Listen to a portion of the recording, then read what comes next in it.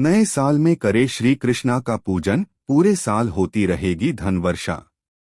कहते हैं कि नए साल की शुरुआत ईश्वर की भक्ति और पूजा पाठ, दान पुण्य से हो तो साल भर समृद्धि में कोई कमी नहीं आती। हर कार्य पूर्ण होते हैं।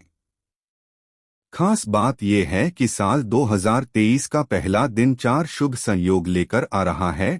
1 जनवरी 2023 को शिव, सिद्ध, सर्वार्थ सिद्धि और रवि योग का अद्भुत संयोग बन रहा है, जिसमें की गई पूजा का कभी न खत्म होने वाला पुण्य मिलता है। मान्यता है कि साल की शुरुआत में श्री कृष्ण की पूजा और उपाय करने से पूरे वर्ष भौतिक सुख प्राप्त होता है। निसंतान को संतान सुख, विवाहिता को अखंड सौभाग्य का वरदान मिलता है।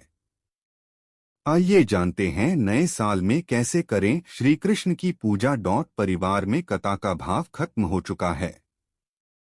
धन, काम और संपत्ति को लेकर मनमुटाव चल रहा है। परिवार की खुशियों को किसी की नजर लग गई है तो साल 2023 की शुरुआत में श्री कृष्ण को पूजा में मोरपंख चढ़ाएं और फिर इसे उद्वारपालाय नम जागृय स्थापय स्वाहा मंत्र बोलते हुए घर के मुख्य द्वार पर लटका दें। मान्यता है इससे घर की नकारात्मक ऊर्जा का नाश होता है और परिवार के बीच चल रही तनातनी दूर होती है। घर के सदस्यों में प्रेम बना रहता है। पैसों की परेशानियों से छुटकारा पाना चाहते हैं तो नए साल के पहले दिन केसर मिश्रित दूध से श्री कृष्ण का अभिषेक करें। मान्यता है इस तरह कान्हा की पूजा करने से मां लक्ष्मी अति प्रसन्न होती है। कहते हैं इससे साल भर धन लाभ होगा, आर्थिक स्थिति में सुधार आएगा। विवाह में विलंब हो रहा है, शादी की बात बनते बनते बिगड़ जाती है तो साल 2023 की शुरुआत में श्री कृष्ण को उनका प्रिय भोग लगाएं और फिर 108 बार इस मंत्र का जाप करें कि कृष्णाय वासुदेवाय हरि परमात्मने प्रणत क्लेशनाशाय गोविंदाय नमो नम कि कृष्णाय गोविंदाय गोपीजन वल्लभाय स्वाहा मंत्र का जाप करें।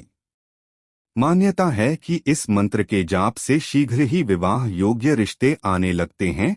संतान सुख पाने के लिए कान्हा की भक्ति करना बहुत उत्तम फलदायी माना गया है। इसके लिए नए साल में 2 जनवरी 2023 पौष पुत्रदा एकादशी का व्रत करें और भगवान विष्णु की पीतांबरी से पूजा करें। श्री कृष्ण भगवान विष्णु का ही अवतार हैं। पूजा में पीला चंदन, पीले फूल, पीला वस्त्र चढ़ाएं और संतान की खुशहाली, उसकी दीर्घायु की कामना करते हुए विष्णु सहस्त्र नाम का पाठ करें।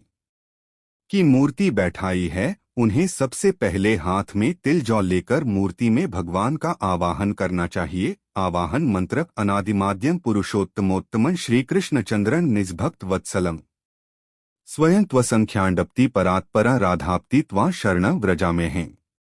तिल जौ को भगवान की प्रतिमा पर छोड़े।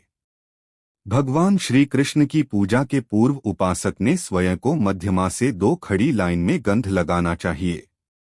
श्री कृष्ण की पूजा में उनकी प्रतिमा को गोपी चंदन का गंध प्रयोग में लाया जाता है। श्री कृष्ण की पूजा करते समय अनामिका से गंध लगाना चाहिए।